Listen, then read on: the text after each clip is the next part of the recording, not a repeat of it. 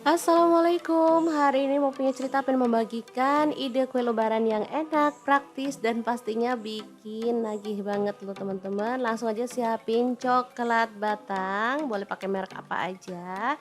Di sini langsung aja aku potong-potong pakai pisau set dari Stain Cookware ya. Pisau yang super tajam banget, super bagus dan cantik banget.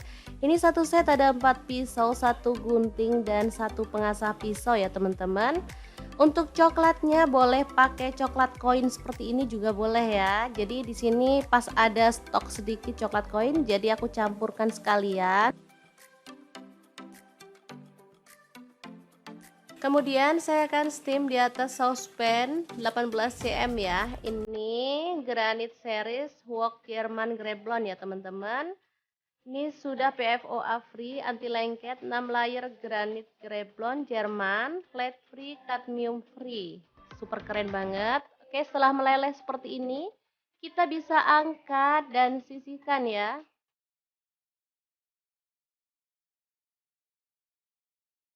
Lanjut potong-potong, ada keju cheddar.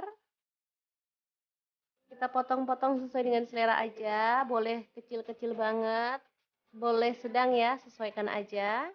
Dengan jumlah bahan yang akan kita gunakan nanti. Ini pisaunya pakai pisau yang kecil ya dari Stain Cookware. Lanjut ada kurma. Di sini aku pakai kurma yang panjang-panjang seperti ini.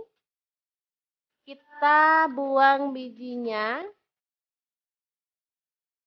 Lakukan terus sampai selesai.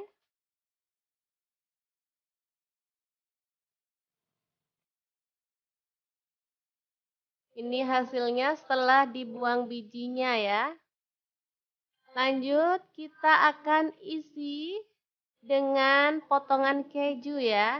Jadi biji kurmanya diganti dengan potongan keju. Mantep banget, kita akan lakukan sampai selesai. Kalau dirasa kejunya kegedean boleh dipotong lagi ya teman-teman. Oke, kita lakukan terus ya.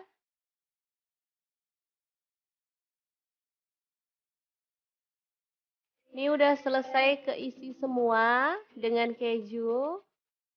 Lanjut kita ambil coklat leleh tadi dan cemplungin kurma yang sudah berisi keju ke dalam lelehan coklat. Kemudian kita sisihkan dulu.